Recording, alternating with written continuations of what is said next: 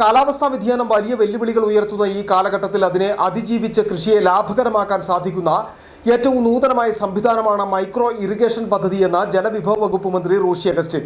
പാറക്കടവ് നെല്ലിപ്പാറ ഭാഗത്ത് നിർമ്മാണം പൂർത്തിയാക്കിയ KM Mani community micro irrigation പദ്ധതി ഉദ്ഘാടനം ചെയ്യുകയായിരുന്നു മന്ത്രി. കാലാവസ്ഥാ വ്യതിയാനം മൂലം കാർഷിക മേഖലയിൽ ഉണ്ടാകുന്ന വെല്ലുവിളികളെ പ്രതിരോധിക്കാൻ ഉതകുന്ന വിധത്തിലുള്ള മാർഗങ്ങൾ ആവിഷ്കരിക്കുകയാണ് കൃഷിയുമായി ബന്ധപ്പെട്ട് ചെയ്യാവുന്ന ഏറ്റവും പ്രധാനപ്പെട്ട കാര്യം. പലവിധത്തിലുള്ള വെല്ലുവിളികൾ നേരിടുന്ന സന്ദർഭത്തിൽ കൃഷിയിടങ്ങളിൽ വിളവ് വർദ്ധിപ്പിക്കണം, വരുമാനം വർദ്ധിപ്പിക്കുവാൻ ആവശ്യമായുള്ള സാങ്കേതിക വിദ്യ ഉപയോഗിക്കണം. കഴിഞ്ഞ ഒരു 30 വർഷം മുമ്പ് അല്ലെങ്കിൽ 1-2 തലമുറകൾക്കപ്പുറം 8-10 ഏക്കർ സ്ഥലമുണ്ടായിരുന്ന ഒരു കുടുംബത്തിന് തലമുറകൾ മാറിയപ്പോൾ 1 ഏക്കർ, അര ഏക്കർ, 20 സെന്റിലേക്കൊക്കെ സ്ഥലം കുറഞ്ഞുപോയി. ഭൂവിസ്തൃതി ഇനിയും മെച്ചപ്പെടുത്തി ആദായം കൂടുതലാക്കുക എന്ന സ്ഥിതി സ്വാഭാവികമായും സാധ്യമല്ലാത്ത ഒരു സാമ്പത്തിക പരിസ്ഥിതിയും നമുക്കുണ്ട്. ശാസ്ത്രീയമായ രീതിയിൽ വരുമാനം വർദ്ധിപ്പിക്കുന്നതിന്റെ ഭാഗമായിട്ടാണ് ഇങ്ങനെ ഒരു പദ്ധതി നടപ്പിലാക്കുന്നത്. ഓരോ കർഷകരും കൃത്യമായി ഭൂമിയെക്കുറിച്ചും കൃഷിയെക്കുറിച്ചും അറിയണം. വെള്ളം കുറെ കോരിയൊഴിച്ചിട്ട് കാര്യമില്ല. കൂടുതൽ അമിതജലം ചെയ്യുന്നത് കൃഷിക്ക് നാശമാണെന്നാണ് ശാസ്ത്രീയ പഠനം.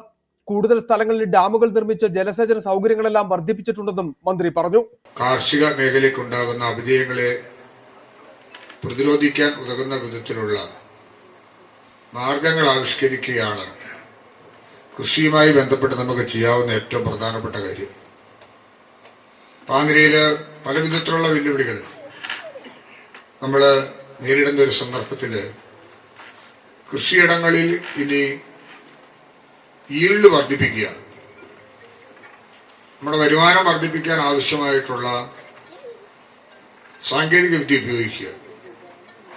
അപ്പൊ കഴിഞ്ഞ ഒരു 10, 25, 30 വർഷം മുമ്പ് അല്ല 1-2 യോഗത്തിൽ കർഷക സമിതി പ്രസിഡന്റ് സിബി പ്ലാത്തോട്ടം അധ്യക്ഷത വഹിച്ചു. KIIDC general manager doctor Sudheer Padikkal പദ്ധതി വിശദീകരണം നടത്തി. KIIDC chief engineer Prakash Idukkula, മുൻ കാമാക്ഷി ഗ്രാമപഞ്ചായത്ത് പ്രസിഡന്റ് അനു വിനേഷ് തുടങ്ങിയവർ പങ്കെടുത്തു. City vision Idukki.